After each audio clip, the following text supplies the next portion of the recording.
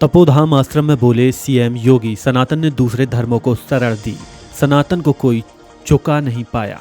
सनातन संस्कृति कभी खत्म नहीं होगी। कुछ लोगों ने गला दबाने का काम किया। चाणक्य चंद्रगुप्त मौर्य का शासन स्वर्ण युग। भारत दुनिया की सबसे बड़ी आर्थिक ताकत थी। समाजवादी पार्टी प्रमुख अखिलेश यादव ने आरएसएस प्रमुख मोहन भागवत के बयान पर कहा, बजट का जो हलवा बना था वह ज्यादा किसे मिला। आज समय यह है कि 18 बड़ा है या शून्य। बजट पर चर्चा इसलिए होनी चाहिए क्योंकि अब किसान क्या करेगा। कभी भारत ने अपनी अर्थव्यवस्था खोली थी और यह बताया गया था कि गरीब किसान की तरक्की होगी, लेकिन जब हम पीछे मुड़कर देखते हैं तो अमीर और गरीब हुआ है। उत्तर प्रदेश विधानसभा बजट सत्र पर विधानसभा स्पीकर सतीश महाना ने कहा, जैसे ही सत्र शुरू होगा मुझे विश्वास है कि जन कल्याण से जुड़े मामलों पर चर्चा होगी। दोनों पक्षों को सदन में अपनी बात रखने का बराबर मौका मिलेगा। विपक्ष अपनी चिंताएं बता सकता है और सरकार उनका जवाब देगी। उत्तर प्रदेश विधानसभा बजट सत्र पर समाजवादी पार्टी के नेता शिवपाल सिंह यादव ने कहा, एसआईआर पर भाजपा के लोगों ने वोट काटने का प्रयास किया है, लेकिन सपा के कार्यकर्ताओं में मेहनत करके सही वोट बचाने और गलत वोट न जुड़ने के लिए काम किया है। चुनाव आयोग को शिकायत भी दर्ज करवाई है। भाजपा सांसद अरुण गोविल ने आरएसएस प्रमुख मोहन भागवत के बयान पर कहा, बहुत अच्छी बात है। उन्होंने जो देश के लिए किया है वह बहुत ही अद्वितीय है। अगर इसके लिए उनके लिए भारत रत्न की मांग की गई है तो यह बिल्कुल सही है। चाणक्य जैसा गुरु मिले तो भारत सबसे आगे। समाजवादी पार्टी सांसद डिंपल यादव ने कहा, हमें लगातार देखने को मिला है कि जब से बीजेपी आई है सत्ता पक्ष के कभी माइक ऑफ नहीं होते, लेकिन विपक्ष नेताओं और सांसदों का माइक ऑफ किया जाता है। तो अगर अविश्वास प्रस्ताव लाने का है तो इंडिया गठबंधन मिलकर ही ये प्रस्ताव लाएगी। यूपी के डिप्टी सीएम केशव प्रसाद मौर्य ने कानपुर में यूपी के बिजनेसमैन के बेटे द्वारा लैम्बोर्गिनी से पैदल चलने वालों को टक्कर मारने की घटना पर कहा, जो दुर्घटना जानकर करेगा तो उसके खिलाफ कार्रवाई होगी। मेरे संज्ञान में पूरा मामला नहीं है, लेकिन जो भी सड़क पर चलते हैं या वाहन चलाते हैं उनको ध्यान रखना चाहिए कि सामने भी कोई आ रहा है। यूपी के डिप्टी सीएम ब्रजेश पाठक ने कानपुर में यूपी के बिजनेसमैन के बेटे द्वारा लैम्बोर्गिनी से पैदल चलने वाले को टक्कर मारने की घटना पे कहा, बहुत गलत घटना है। इस घटना की मैं घोर निंदा करता हूं। जो भी दोषी है इसके खिलाफ कड़ी कार्रवाई की जाएगी। इस पर हमारी सरकार काम कर रही है। प्रधानमंत्री नरेंद्र मोदी ने कहा, साथ मिलकर हम न सिर्फ द्विपक्षीय सहयोग को बल्कि हिंद महासागर के लिए एक साझा भविष्य को भी आकार देंगे। भारत सेशेल्स संबंधों की सबसे बड़ी शक्ति हमारे लोगों के संबंध हैं।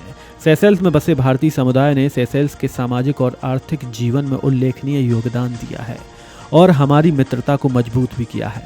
आज हमने पर्यटन, शिक्षा, संस्कृति और खेल के माध्यम से इन संबंधों को और सशक्त करने का विचार विमर्श किया है। संसदीय कार्य मंत्री किरण रिजिजू ने कहा कि वेणुगोपाल जी स्पीकर के चैम्बर में थे। मैं भी शामिल हुआ और हमने चर्चा की। मैं कन्फर्म करना चाहता हूं कि स्पीकर ने पहल किया कि अगर सब सहमत हों तो सदन चलना चाहिए। और वेणुगोपाल जी ने भी कहा, हम चाहते हैं कि हमारे विपक्ष के नेता कुछ भी कहें, लेकिन उससे पहले हमने तय किया कि आप किस टॉपिक पर बोलेंगे। भाजपा सांसद निशिकांत दुबे ने विपक्ष द्वारा लोकसभा स्पीकर ओम बिरला के खिलाफ अविश्वास प्रस्ताव लाए जाने पर कहा, जब उन्हें पता है कि कुछ होना नहीं है तो सुर्खियों में बने रहने के लिए यह कर रहे हैं। अभी तक क्या हुआ, जिस दिन से सदन चला उस दिन से देख लीजिए। अप्रकाशित पुस्तक पर चर्चा करना, स्पीकर के नियम, संविधान के खिलाफ जाना, कारण क्या है। राहुल गांधी जब से नेता बने हैं कांग्रेस पार्टी 95 चुनाव हार चुकी है। मीडिया उन्हें गंभीरता से नहीं ले रही तो सुर्खियों में उन्हें बने रहना है। कांग्रेस सांसद शशि थरूर ने कहा, हालात बहुत स्पष्ट हैं। मुझे नहीं पता कि सरकार या स्पीकर क्यों नहीं चाहते कि सदन में बजट पर बहस हो। बहुत साफ तौर पर कई सालों से सदन की एक पुरानी परंपरा रही है। दो लोगों को हमेशा बोलने का मौका दिया जाता है, एक नेता प्रतिपक्ष, दूसरा संसदीय कार्य मंत्री। हमारे पास 2 पीठासीन अधिकारी थे जिन्होंने नेता प्रतिपक्ष को बोलने का मौका देने से मना कर दिया, जबकि संसदीय कार्य मंत्री जब भी हाथ उठाते हैं उन्हें बोलने का मौका दिया जाता है। यह सही नहीं है। सदन हम सबका है। उत्तराखंड के मुख्यमंत्री पुष्कर सिंह धामी ने कहा, यह डॉक्टर नित्यानंद का जन्म शताब्दी वर्ष है। इस पर यहाँ राष्ट्रीय संगोष्ठी का आयोजन किया जा रहा है। उन्होंने संपूर्ण जीवन हिमालय की चिंता की, यहाँ के पर्यावरण की चिंता की, पूरे हिमाचल का विकास कैसे हो, यहाँ के जो जोखिम हैं उन सब पर उन्होंने बहुत पहले जो सोच बनाई थी, आज वह हमारे काम आ रही है। हम उन्हें नमन करते हैं। उनकी सोच को हम आगे बढ़ाएंगे।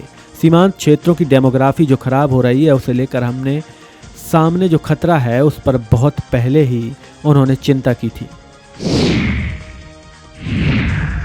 कांग्रेस सांसद रंजीत रंजन ने विपक्ष द्वारा लोकसभा स्पीकर ओम बिरला के खिलाफ अविश्वास प्रस्ताव लाए जाने पर कहा, मुद्दा अब लोकसभा राज्यसभा का नहीं, सदन की परंपरा का है। यह बहुत गंभीर मुद्दा है। आपने पहले कभी नहीं सुना है कि संसद में प्रधानमंत्री को महिला सांसदों से डर है। यह शर्मनाक नहीं है। कौन सी रिपोर्ट है, इसका स्पीकर को खुलासा करना चाहिए। निश्चित तौर पर अविश्वास प्रस्ताव लाना चाहिए और हम ला रहे हैं। एक तरफ आप महिला सांसदों, पूर्व प्रधानमंत्रियों का अपमान कर रहे हैं। इस तरह से क्या सदन चलता है?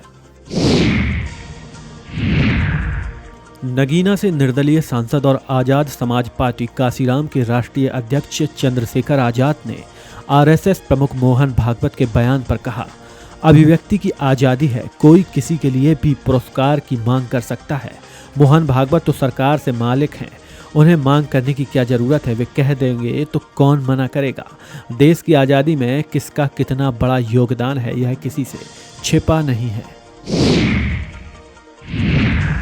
आरजेडी सांसद मनोज झा ने आरएसएस प्रमुख मोहन भागवत के बयान पर कहा, भारत रत्न का गौरव आज तक किसी के लिए प्रतीक्षा कर रहा है क्या?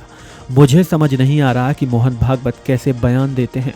विसंगतियों पर बात करिए। सरकार तो आप ही चला रहे हैं, बाकी सब तो कठपुतली हैं।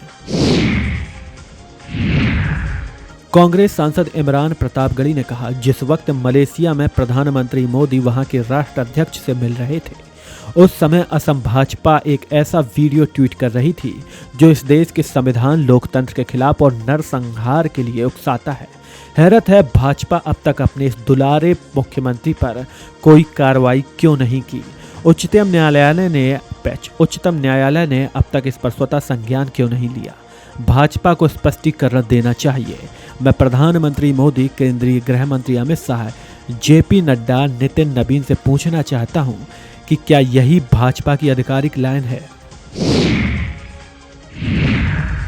भाजपा सांसद दिनेश शर्मा ने आरएसएस प्रमुख मोहन भागवत के बयान पर कहा, जब हम वीर सावरकर का जीवन देखते हैं तो एक संघर्षमयी और अपने को कठोरतम कष्ट देकर राष्ट्र सेवा में उनका जो समर्पण है, उसे हम जितना स्मरण करते हैं उतना मन में श्रद्धा का भाव आता है।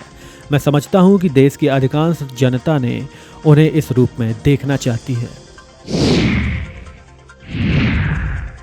कांग्रेस सांसद प्रमोद तिवारी ने आरएसएस प्रमुख मोहन भागवत के बयान पर कहा, भारत रत्न चुनिंदा लोगों को दिया जाता था, लेकिन बीजेपी ने इसे राजनीतिक कर दिया है। जहां चुनाव होता है, आप लिस्ट निकाल कर देख लीजिए, वहीं पद्म पुरस्कार मिलते हैं। तो इसका इस तरह से राजनीतिकरण हो गया है, ये ठीक नहीं है।